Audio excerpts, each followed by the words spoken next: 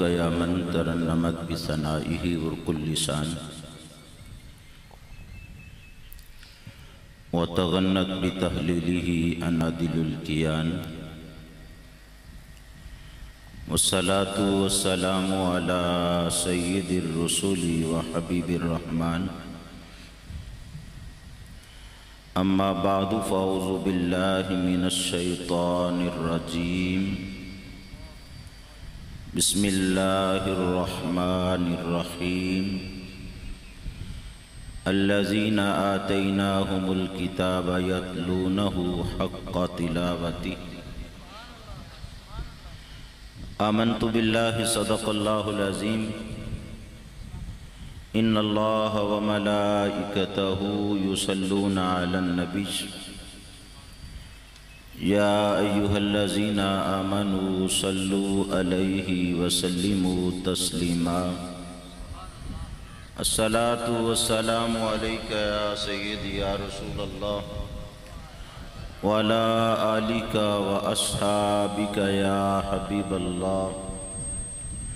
الصلاة والسلام عليك يا سيدي يا رسول الله وعلى آلك وأصحابك يا خاتم النبيين. مولاي صل وسلم دائما أبدا على حبيبك خير الخلق كلهم. اللہ تبارک و تعالی جل جلالہ و اما نوالہ و اعظم شانہ کی حمد و ثنا اور مصطفیٰ جان رحمت، شمع بزم ہدایت، عز و ناز نبوت، فخر و اعزاز رسالت، فتح باب نبوت، ختم دور رسالت پہ لاکھوں سلام پیش کرنے کے بعد، صاحبان محبت و مودت، ارباب احترام و عقیدت، حاملین عقیدہ اہل سنت، ممبر و محراب کی رونق، علم و دانش کے نشر کا سبب، واجب الاحترام علماء کرام، قرائے اعظام اور بیرون ملک سے تشریف لائے ہوئے آسمان قرات کے آفتاب و ماہتاب، بطور خاص بانی بزم محتمم جامعہ حضرت علامہ مولانا پروفیسر محمد عدیل احمد قادری چشتی زیدہ مجدہ، مہمانان گرامی، بطور خاص چودھری منظور حسین صاحب و جملہ شرکائے بزم، عزیز طلبہ، مہمانان گرامی، آج کی مبارک بابرکت تقریب جامعہ نصرت الاسلام حسین بخش کیمپس نوشہرہ ورکہ میں دستار فضیلت کے موقع پر محفل حسن قرات کے نام سے موسوم ہے۔ اللہ رب العزت جل وعلا قرآن کے ایک ایک حرف کی برکات ہمیں نصیب فرمائے۔ قرآن پڑھنے، قرآن سمجھنے اور خلوص کے ساتھ اس پہ عمل کی توفیق عطا فرمائے۔ اپنی اولاد کو، آنے والی نسل کو قرآن کا خدمت گزار بنائیں، اور یہ مدارس، یہ ادارے آپ کو اس بات کی دعوت بھی دیتے ہیں اور آپ کے اس کام کو آسان کرنے کے لیے فریضہ بھی ادا کرتے ہیں۔ بلا شک و شبہ صبح سے لے کے شام تک، پہر دوپہر سے پہر یہاں قرآن پڑھا جاتا ہے، اور تلاوت قرآن سے، سماعت قرآن سے کس قدر برکات نازل ہوتی ہیں۔ مصطفیٰ جان رحمت صلی اللہ تعالی علیہ وآلہ وسلم ارشاد فرماتے ہیں، کسی قوم کی نافرمانیوں، طغیانیوں اور سرکشیوں کی وجہ سے رب العزت جل وعلا اس پر عذاب بھیجنے کا ارادہ فرما دیتا ہے۔ لا یبعث اللہ علیہم العذاب حتما مقضیا۔ حتمی کا معنی ہے اٹل، مقضیہ کا معنی فیصلہ، اٹل فیصلہ ہو جاتا ہے۔ اب اس خطے کو باقی نہیں چھوڑنا، اب یہ شہر نیست و نابود کر دیا جائے گا۔ اب یہ لوگ زندہ رہنے کے قابل نہیں رہے، ان کے حالات درست نہیں رہے، یہ طغیانی میں، سرکشی میں، نافرمانی میں حد سے گزر رہے ہیں، اور فرشتوں کو آگاہ کیا جاتا ہے۔ اب رات گزرتی ہے، فرشتے تیار ہیں، اجازت لینا چاہتے ہیں، اے مالک وقت ہونا چاہتا ہے، کیا آج ایسا ہی ہو جائے کہ یہ سوئے ہوئے سوئے ہی رہیں اور کوئی بھی نہ اٹھے؟ رب العزت جل وعلا انہیں کہتا ہے نہیں، ٹھہر جاؤ۔ اور ٹھہرنے کی وجہ جو حدیث میں بیان فرمائی، فرمایا فَيَقْرَأُ صَبِيٌّ مِّن صِبْيَانِهِمْ فَاتِحَةَ الْكِتَابِ، ان کے بچوں میں سے ایک بچے نے سورۃ الفاتحہ کی تلاوت کی۔ اب جو لوگ نائٹ کلب آباد کیے ہوئے تھے انہوں نے کوئی توبہ نہیں کر لی، سرکش اپنی سرکشی سے باز نہیں آ گئے، نافرمان تابع احکام نہیں ہوئے، جو قار مذلت میں گرے ہوئے تھے اوج ثریا پر نہیں پہنچے، لوگوں نے اپنے حالات کو نہیں بدلا، جن کی وجہ سے عذاب دیا جانا تھا وہ مستحقین عذاب ہی رہے، انہوں نے سرکشی نہیں چھوڑی۔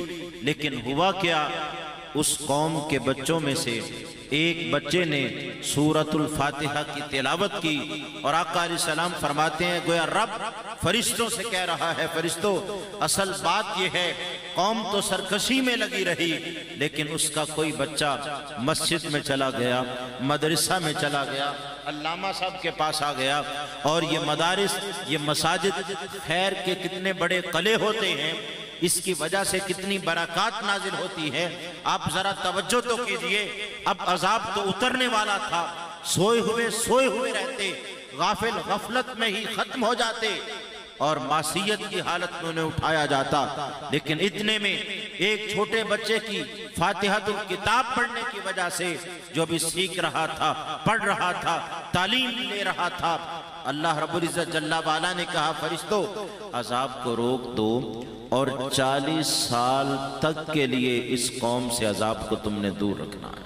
نعرہ تکبیر، اللہ اکبر۔ نعرہ رسالت، عظمت قرآن، عظمت قرآن۔ گرامی قدر، آپ ان مدارس کی کچی بلڈنگ نہ دیکھیں، یہ خیال نہ کریں کہ یہاں ٹاٹ پہ یہ بیٹھتے ہیں، یہ دیکھیں کہ یہ زمین پر تو کچی پر ہی بیٹھ جاتے ہیں، لیکن یہ لوگ جبریل کی ہمسائیگی میں ہوتے ہیں۔ ان لوگوں کی کیفیت بڑی جدا ہوتی ہے، اور سرکشی کے باوجود بھی جو مولت ملتی رہتی ہے وہ ان کے صدقے سے ہوتے ہیں، اور جنہیں تم سمجھتے ہو یہ کچھ بھی نہیں کر رہے، جنہیں تم سمجھتے ہو یہ تعلیم مال کے لیے حاصل نہیں کر رہے، ان کی زندگی اونلی فار دا فنانس نہیں ہے، یہ تو اس زندگی کے معاملات سے بے نیاز ہو کے رب کے قرآن سے لو لگائے ہوئے ہیں، اور اس کو پڑھنے کے حق کی ادائیگی میں مگن ہیں، اس کو سیکھ رہے ہیں، سکھا رہے ہیں۔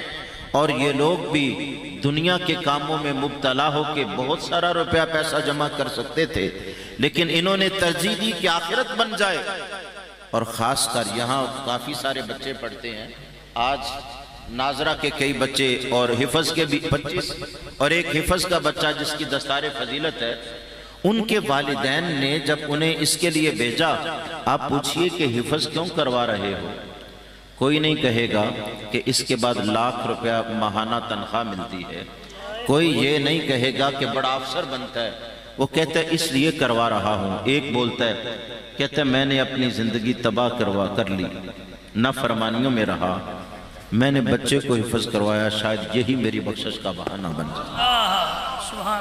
وہ کہتا ہے دنیا تو بیت گئی، ہم نے دنیا برس کی خاک چھانی، کئی ملک پھرے، در بدر رہے، جھوٹ سچ کی ملاوٹ کی، حلال و حرام کا امتیاز نہیں کیا، تب بھی پاس کچھ نہیں ہے، جو تھا سب ضائع ہو گیا۔ تو میں نے سوچا دنیا تو بیت جائے گی، گزر جائے گی، چلو ایک بچے کو دین کی راہ میں لگا دو، دنیا تو ختم ہونے والی ہے، وہ آخرت جو باقی ہے اس کا سامان ہو جائے۔ آپ ان 25 بچوں 26 بچوں کے والدین سے پوچھیں، ہر کوئی ایسی خواہش کرے گا، کسی کی وہ خواہش نہیں جو بیکن ہاؤس میں پڑھانے والوں کی ہوتی ہے۔ کوئی اپنی دنیا بنانے کے لیے نہیں لگا ہوا، وہ کہتے ہیں دنیا تو بیت جائے گی اور یہ ذمہ داری رزق کی اللہ نے لے رکھی ہے، وہ بھوکا نہیں رہنے دے گا، ہماری جو ذمہ داری ہے ہم اس ذمہ داری کو ادا کریں۔ اور سچ میں مانے تو تعلیم کے ساتھ یہاں تربیت کا بھی اہتمام ہوتا ہے جو وہ مدارس دینیہ ہیں، ورنہ آپ دیکھیں ٹرانسجینڈر ایکٹ ابھی ادھر پاس ہو رہا ہے تو 29,000 درخواستیں اس کے لیے نادرہ کو موصول ہو گئی، 16,000 مردوں نے کہا کہ ہمیں عورت لکھ دو اور 13,000 عورتوں نے کہ ہمیں مرد بنا دیا جائے، اور جو خواجہ سرا تھے ان کی کل درخواستیں 29 یا 30 ہیں جو رجسٹرڈ ہوئی ہیں۔ ارے لوگ تو اللہ کی تقسیم پر بھی راضی نہیں، اور جو اللہ کی تقسیم پہ راضی نہیں، آپ اس کی ہتھیلی پر ساری کائنات رکھ دیں وہ کبھی راضی نہیں ہوگا۔ جسے صبر و شکر نہیں ملا اور اللہ کی تقسیم پہ راضی نہیں، وہ کس پہ راضی ہوگا؟ ارے دین اور قرآن ہی ہمیں سکھاتا ہے، مصطفیٰ جان رحمت صلی اللہ علیہ وآلہ وسلم نے ہماری تربیت کرتے ہوئے ہمیں سمجھایا، فرمایا قلیل تطیق شکرہ خیر من کثیر لا تطیق شکرہ، فرمایا وہ تھوڑا مال جس پر تم شکر ادا کر سکو اس زیادہ سے بڑا بہتر ہے جس پر تم شکر ادا نہ کر سکو۔ گویا بتایا نہ شکر امیر سے غریب شکر گزار بہت بہتر ہوتا ہے، اس کے دل کو تسلی بھی زیادہ ہوتی ہے، سکون کی نیند بھی اسے آتی ہے، اور قرآن کے ساتھ جو تعلق جوڑتا ہے اس کی تو دنیا بھی بن جاتی ہے، آخرت بھی بن جاتی ہے۔ سبحان اللہ۔ آپ ان بچوں کو بھیجو تو صحیح، ان مدارس کو آباد تو کرو، ان کو زرخیز کرو، ان کی عالی عمارتیں کھڑی کرو، مدارس کے ساتھ معاونت کرو، آپ دستے تعاون بڑھائیں تو صحیح۔ آپ ادھر ایک بھی ابھی پورا نہیں لگائیں گے کہ 70 یا 700 آپ کو پہلے سے مل چکا ہوگا۔ ذرا حاجی منظور صاحب سے پوچھئے جنہوں نے جگہ دی، کیا اس کے بعد کوئی کمی آئی؟ لوگ اتنی جگہ کے لیے سگے بھائی کو قتل کر دیتے ہیں، انہوں نے کھلے دل سے دی کہ لو جگہ اور مدرسہ بناؤ۔ انہیں پوچھئے جو جگہ انہوں نے لی ہے اس کی وجہ سے دل کو زیادہ تسلی ہے یا جو مدرسے کو دی ہے اس وجہ سے زیادہ مطمئن ہے؟ یہ جو لوگ ہر روز اپنا مال 10 روپے 20 روپے خدمت کرتے ہیں، ہر روز کے حساب سے گھر میں آپ غلہ رکھیں کہ ہم نے اس نصرت الاسلام حسین بخش کیمپس کے لیے، اپنی مسجد کے لیے، مدرسے کے لیے روز 10-20 نکالنے ہیں، اور جتنی توفیق ہو ان کی خدمت کریں، پھر دیکھیں اللہ تعالیٰ کتنی بہاریں عطا فرماتا ہے۔ مہمان تشریف فرما ہے، آخری حدیث عرض کر کے بساط گفتگو کو لپیٹتا ہوں۔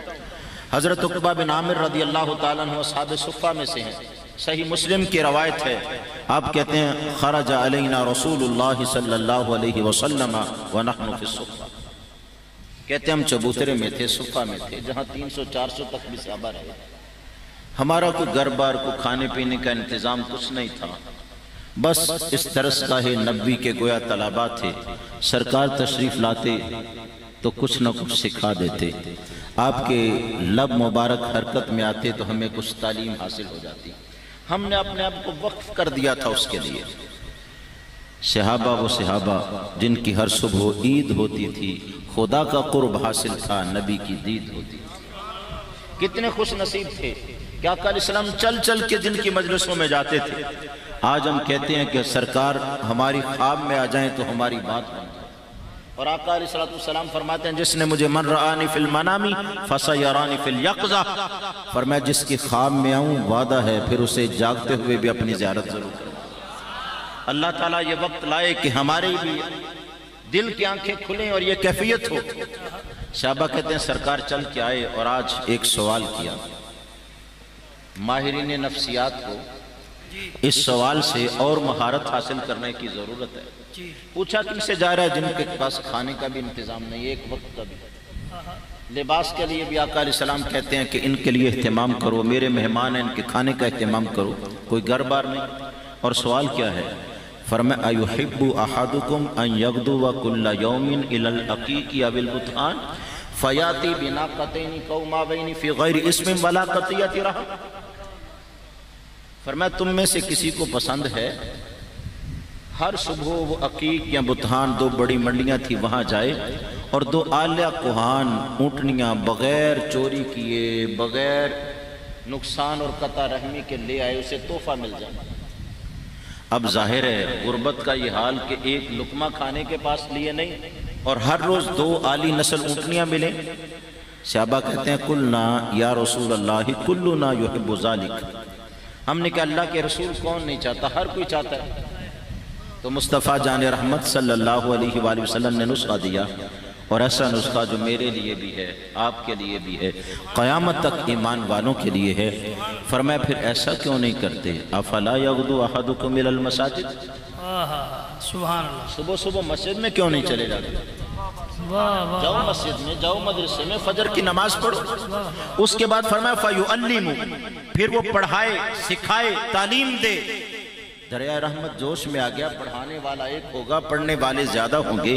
فرمایا او یقرأ، یا پڑھ ہی لے، سیکھ ہی لے، آیتین من کتاب اللہ خیر لہ من ناقتین، فرمایا دو آیتیں قرآن کی یا پڑھا دے یا پڑھ لے، وہ اس کے لیے دو اونٹنیوں سے زیادہ بہتر ہے۔ وثلاث خیر لہ من ثلاث، تین آیات پڑھ لے یا پڑھا لے، تین اونٹنیوں سے زیادہ بہتر۔ واربع خیر لہ من اربع، چار پڑھے پڑھائے چار اونٹنیوں سے زیادہ بہتر۔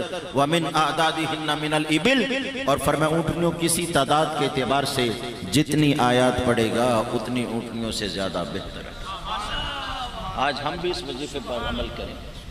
رات لیٹ تک موبائل استعمال کرنے والے اور سوشل میڈیا زدہ ہونے والے ذرا ہوش کے ناخن لیں، یہ ہمارا طریقہ نہیں ہے۔ ہم جلدی سوئیں، فجر کے لیے اٹھیں اور پھر قرآن پڑھیں، پھر دیکھیں کہ کتنی برکات آتی ہیں۔ اپنے ماحول کو ہم تبدیل کریں۔